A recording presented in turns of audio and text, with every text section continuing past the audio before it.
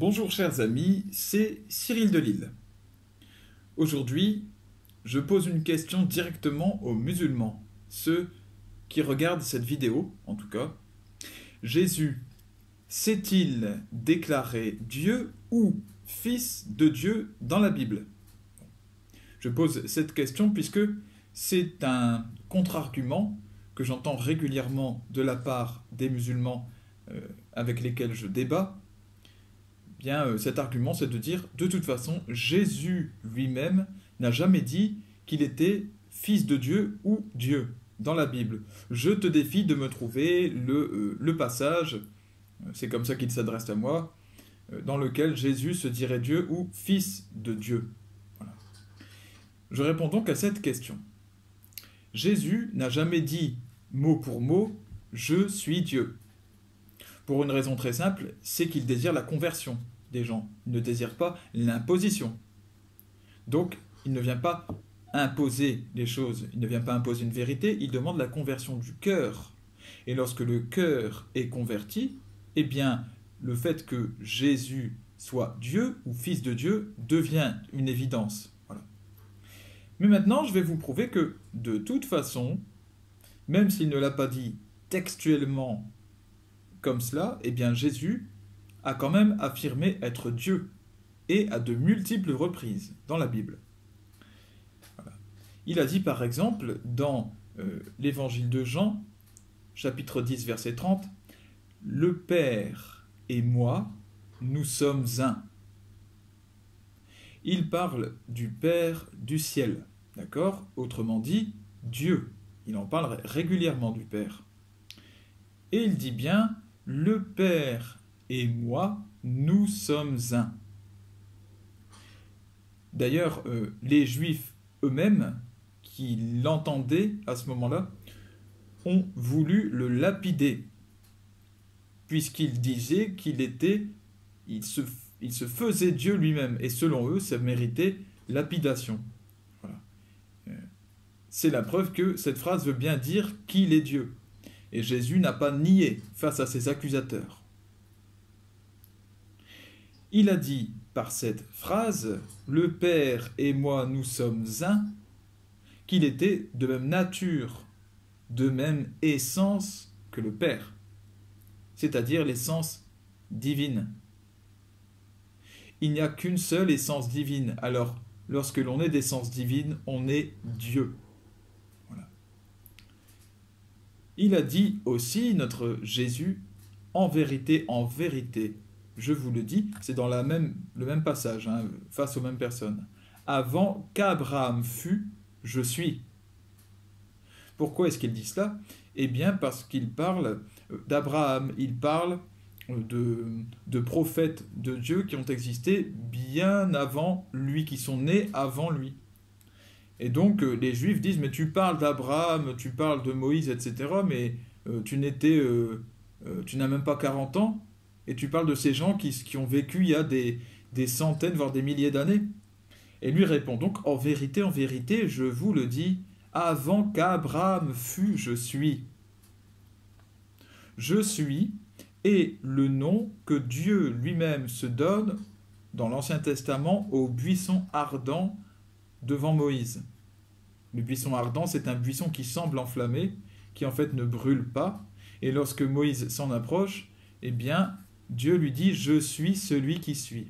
« Je suis » est un nom de Dieu. Pourquoi? Eh bien, parce qu'il est celui qui n'a ni début ni fin, qui est éternel. Dieu ne se conjugue pas. Dieu n'était, on ne peut pas dire Dieu était à une certaine époque. Il ne meurt pas, il n'a pas de point de départ, il n'a pas de point de fin. Donc, la conjugaison qui lui convient est au présent, je suis. Et Jésus, en parlant de lui, dit bien « je suis », avant qu'Abraham fût. Il est en train de dire qu'il a vu Abraham naître, faire sa vie, mourir. Il est. Il vivait déjà à ce moment-là, il est. Il veut dire, donc par là, qu'il est lui-même éternel, sans début ni fin. Donc, qu'il est Dieu, tout simplement. D'ailleurs, là aussi, les Juifs sanctionneront sa phrase par une volonté de le lapider. Ce qui prouve que même eux, qui n'adhéraient pas à la foi en Christ, eh bien, ont bien compris cette phrase. Et lui encore n'a pas nié. Dans son évangile, Jean dit « la parole ». Donc ça c'est au début, hein, c'est chapitre 1, vous prenez tout le premier chapitre qui est magnifique d'ailleurs. Si vous voulez le lire, je vous le conseille parce que c'est merveilleux. Sur qui est Dieu, c'est très émouvant, c'est très touchant, bref. Il dit, Jean, « la parole était Dieu ». D'ailleurs ça c'est un point commun avec le Coran, puisque le Coran dit de Jésus qu'il est la parole de Dieu. Bon. Alors Jean dit « la parole était Dieu » et il dit, dans le même passage, « la parole s'est faite homme ». Le Verbe s'est fait chair. Et il est venu parmi nous. Il parle de Jésus. Autrement dit, Dieu lui-même s'est fait homme. Puisque la parole était Dieu et que la parole s'est faite homme en Jésus, alors Dieu, qui est la parole, s'est fait homme. Alors Jésus est Dieu.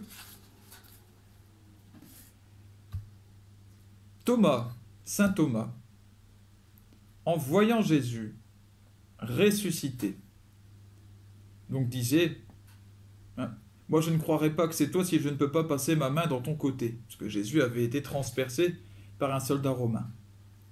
Alors Jésus lui dit, passe ta main, il passe sa main, et là il se rend compte que c'est bien Jésus et qu'il est vivant, qu'il est ressuscité. Alors il l'appelle mon Seigneur et mon Dieu.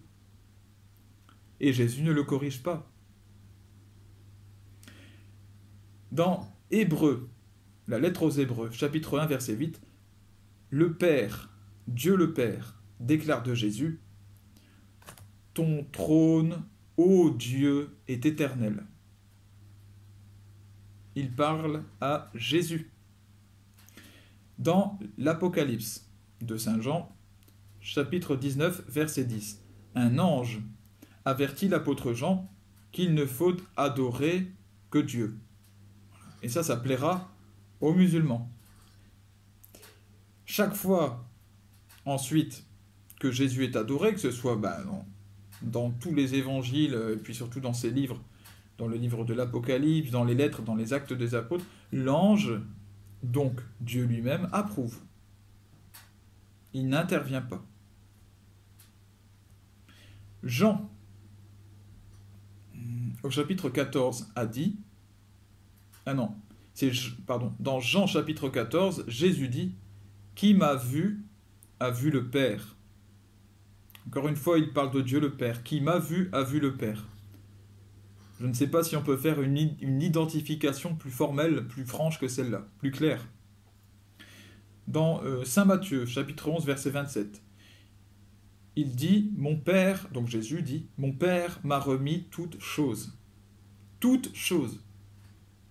À qui revient toute chose? À qui appartient tout si ce n'est Dieu?